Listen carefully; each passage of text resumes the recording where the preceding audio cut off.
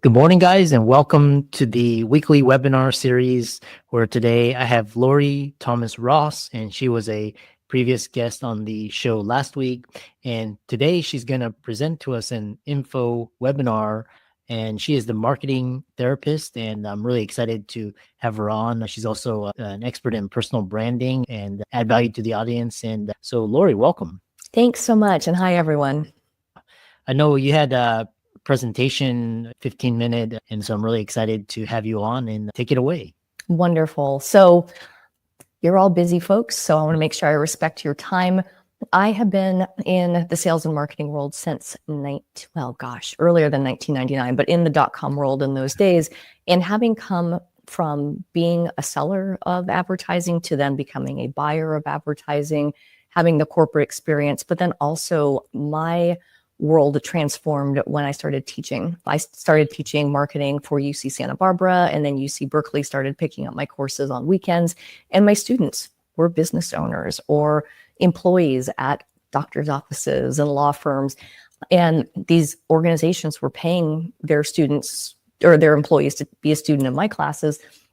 And I found that there was just so much magic that could happen when these students were empowered with marketing, not only marketing tools, but also just the know-how, and most importantly, having a different relationship with marketing. And that was really transformational for me. And I do have a few images more just to be visual anchors. But before we dive into that, I had a really altering moment. It was the last class before the final projects were due at UC Berkeley, and we were on the San Francisco campus. I let my students know, and again, they're all employees of organizations or business owners. I said, this is your education to claim. Between you and me, teachers as adjunct faculty get paid nothing. I did it because I love the subject. I said, let's just make this something where you truly claim your education. Anything you want to do, whether it's your personal brand so that you get that next great job, or if you need to convince the partners in the practice that this is the next thing to do, or you're going to hire new vendors, just make this something that you truly get professional value out of. And I'm thinking I'm the coolest teacher ever. And then I'm looking around and my students are like, and there's no positive body language. And I was like, okay, we've got to break down whatever ick yuck marketing is happening, because throughout the whole course, there was just enthusiasm, ahas, all that. And I said, help me understand what's going on here, because I just gave you full reign to do whatever you wanted. And the emotions of sales and marketing came up. I do want to update my personal brand, but I don't want to feel like I'm a braggart, or I just don't know how to educate the partners in the practice on how to do this. I'm afraid they're going to push back, and just the natural hesitations. And so what I did is I brought everyone back to the basics of marketing. And no joke, if you Google definition of marketing, even today, definitions, the most prominent definition that will come up is the act of pushing and promoting products and services. And just, that's yucky. I think about used car people. I think about all the stereotypes of sales and marketing. And so I said, of course, we're going to have hesitations to do marketing if we think about it in this pushy, yucky, promotional way, right? And especially in the medical profession, you're not like, hey, I'm a doctor, I can help you, right? Like we want to be of service. And I said, okay, this is what is like almost in our subconscious. So knowing that, now that we're aware of it, let's just think about what we want to accomplish. And I said, just think about that. Take all the tools and the tactics and the budgets off the table and think about what you either want to help your ideal audience understand, or what you're proposing within your organization, or what you want a prospective employer to understand about you. And we just had a really beautiful conversation. And I had some students say, I really want to do more in digital marketing because I have a background in, I want to do more in digital because I have a background in traditional. And actually the two are imperative to success because I understand the science, but I also understand the art and the heart. I was like, great. That's what you're putting on your about section for LinkedIn. And that's your cover letter. And that's what you're reiterating throughout the interview process. I had students in the wine industry. They were both taking the course and they said, we're an organic winery. We have a super customizable wine program. The founders fell in love with sustainable, healthy practices when they traveled to Europe. And for us, it's all about XYZ. And I said, great. We pull up the website. I said, I don't see that you're an organic winery anywhere. They're like, oh, Lorrie, the seal's on the bottom of the page. I was like, okay, on the deep, dark, fiery pits of your website. We had a good laugh, and we found ways to bring that language forward. And telling people again and again, right? We have to remember that in psychology, things don't just click instantly. We need to be reminded. And so everyone walked away that week and had a different perspective. And the final class, I wrapped up because I thought about it. I'm like, well, how do we, again, break down this ick yuck feeling about marketing and have these breakthroughs? And I found that it really is a matter of having a happier and healthier and wealthier relationship with marketing. And so I'm going to pull up here. Hopefully this comes up, and I'll share my screen, slideshow, play from start. So yes, I am an expert in marketing, and specifically digital marketing, but I'm also very much an advocate for happier, healthier, and wealthier marketing. And to do that, we have to redefine what marketing means to us. And while definitions are pushing and promoting products and services which feel very transactional, if we start to understand that marketing is beyond the transaction, but it's about having a really beautiful method of attracting and sustaining ideal relationships, which is why you're looking at the heart here, then it starts to soften the approach. It takes the fear, the guilt, the shame. I'm a believer that if marketing feels icky, yucky, stressful, overwhelming, expensive, hard, whatever, then it's time to hit the pause button. Whether that's working with vendors or team members, or you're just feeling, I don't know if this is working, it's a really beautiful time to reevaluate. So marketing is the act of maximizing relationships. And I'm an owner myself. I know what it's like to run a business. I've had one for 19 years. And so when I'm working eye to eye with leaders of all industries, medical, education, law, you name it, consulting, wellness, it's looking at the business holistically. And there's the boring administrative part of collecting bills, paying our taxes, payroll, all that. And the operations piece of it, the actual act of doing all we have to do, which is where owners really get caught up. But then there's marketing. And the reason they're all together is to illustrate and reinforce how important it is that marketing is not something that you do when you feel like it or have time, but it's something that needs to be an integral part of our practice. And marketing does not have an on and off switch. It is treated like that most times. The best time to be engaged in marketing is when things are great. You don't want to wait until, oh my gosh, we need to do stuff.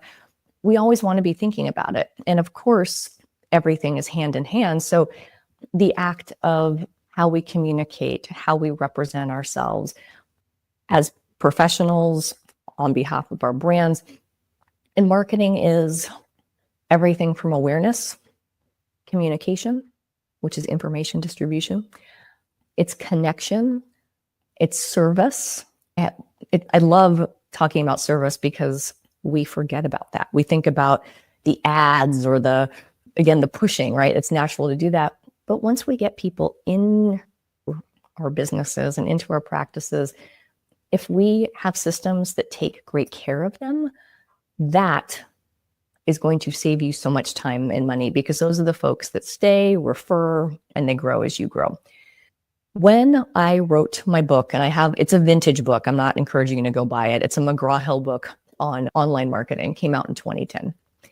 While it's still a valid book as far as email and website, the best part of it, which you're going to get right here and save you the cost of the book, is this 5-factor success approach that I launched the book with, and is what I run my agency with, and that our team layers on top of any organization we support, large, small, for-profit, nonprofit, new to marketing, or very experienced. You need these 5 factors in place to make your marketing click. And credibility is the act of getting people to know you, like you, and trust you. Stanford University did a fantastic study decades ago, and it's still very valid, on web credibility. And they found that one of the most valuable pages and highly trafficked pages other than your homepage is the About page. And in order to build credibility, they had simple things like clear navigation, easy to find contact information, things that you'd be like, yeah, that makes sense. But the trust factor is highly reinforced by telling your story. Storytelling supports selling. And the simple act, and I do this, I cannot tell you how many, especially doctors, the About page might be dated, or there is no why did you start your practice, or anything. Like the LinkedIn page is dated, or personal page, company page. The About page is pretty standard. But having that human why you do what you do, even the people behind the company, that was another thing that came out of the study, is not just we've been around, we're 30 years old and all of that. But I know recently we talked about the story of one of our amazing doctor clients who watched many women in his family suffer from uterine fibroids. And that became his focus because he saw firsthand the suffering and the lack of representation in his community. And it's just become his life's work. And that was not captured originally on the About page. And so that was something that was rewritten. So credibility is knowing trust. It's also the design, it's the user, it's the aesthetics. You don't want a website that looks like your 12-year-old nephew built it, right? Usability is so simple. It's the act of making things easy. You go to a website or you're on your device, you get to the site. How do you get people through it? Clear navigation, things like learn more, or we invite you to schedule a consultation. Simple language like that guides people to where you want them to go can make a big difference. Visibility is everything, right? It's social, it's PR, it's advertising, it's SEO, it's email marketing. And there's no one right way. It's often an integrated approach, but making sure that the credibility is intact before there's a big focus on visibility is wise, and usability, so that those efforts really yield. The sellability part is where I find folks squirm a little bit, because the question there to ask yourself is why you versus the competition. And this is not about being self-centered or braggadocious. It's about really understanding what it is that you do that makes you distinct, that makes you valuable. And there's value that we provide, but there's also our values. And so that's where the big connection comes in. And the last piece of the puzzle is scalability. And we're not just spending time and money on marketing. If we think about marketing as something that we invest in for the life of our organizations and things that make sense, it helps you prioritize the need to haves over the nice to haves. And when everything is working together, and anytime we work with a new client, we layer this framework on top of anything they're doing. And the reality is everyone's doing some sort of marketing, whether they're actively doing it or not. And we find immediate optimizations so that we start with a really rock solid foundation. And by layering this framework on what you're doing, it helps you evaluate your vendors. It may give healthy conversations with people you're already working with. It can ignite conversations with staff, but it can also help you say, ooh, this is something that could be a nice to have, but let's fix this little need to have first so that our marketing is working for us as best as possible. And prioritization does help take the overwhelm out of it. My purpose and my why is to help leaders have a happier, healthier, and wealthier relationship with marketing. And just by thinking about marketing and thinking about some of these factors in a unique way can really help take the stress or the where do I start, or I'm doing everything right, now what, and give you a different lens. And so I'll stop sharing my screen, but I want to make sure that I open things up make sure that we're respecting time as well.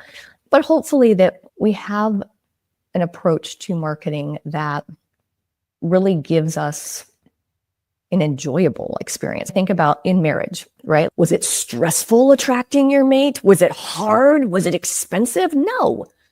There's often a beautiful journey in that process. And same with our organizations. Awareness, communication, connection, service, all of those support sales, and ideally continuing the process and allowing marketing to be more joyful and less stressful. Very fantastic presentation. And for the audience, the viewers and listeners, if they were intrigued, what is your client avatar, and what gets people to come to you to work with you? Either their frustration you talked about, just it's stressful, or they trying to grow their business. What's your client avatar?